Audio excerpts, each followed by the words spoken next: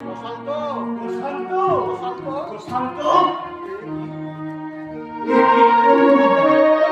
তোর হাতে হ্যান্ডকাপ কেন? তোর হাতে হ্যান্ডকাপ কেন রে? কি করেছিস তুই? কি করেছিস তুই? ওকে আপনি চেনেন মাস্টার মশাই? ওকে আপনি চেনেন মাস্টার মশাই? হ্যাঁ হ্যাঁ চিনি, কিন্তু কি করেছো? কিন্তু কি করেছে ও? ওর অপরাধে ওকে আপনি কোন অপরাধে আপনি ওকে অ্যারেস্ট করেছেন স্যার? এক ভদ্র মহিলা বিরলতাহানির অপরাধে। কি বললেন কি বললেন স্যার? প্রশান্ত এক ভদ্র মহিলার হতভাগা কুলাঙ্গার। এতদিন তোকে এই শিক্ষায় আমি দিয়েছি। এবার মর্যাদা সবচেয়ে তুই ওনাকে সাথে মিলিয়ে দিয়েছিস। নিয়ে যান স্যার, ওকে আপনি এখান থেকে এক্ষুনি নিয়ে যান।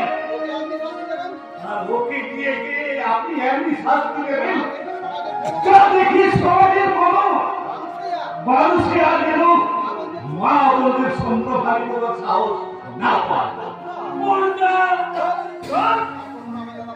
আর কখনো তুই আমাকে দাদা বলে ডাকবি না।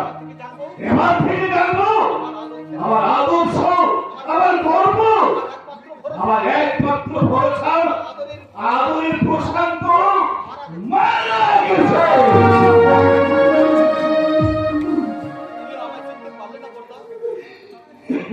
তুমিও আমায় চিনতে পারলে না বলদা? তুমিও আমায় চিনতে পারলে না বলদা? নিজের আদর্শকে তো একদম সহজে ভুলে গেলে। তুই চলে যা আমার সামনে থেকে, আমি তোকে সহ্য করতে পারছি না। তাই হবে বলদা, তাই হবে। যাবি জীবন থেকে সত্য হারিয়ে গেছে, যার নিষ্কলঙ্ক মনে প্রাণে আজ মিথ্যে কলঙ্কের কলঙ্কি সেই লম্পট বিজয়িত পদার্থ তোমাদের সভ্য সমাজ থেকে বিদায় ওই নরকের অন্ধকারে হারাতে প্রশান্ত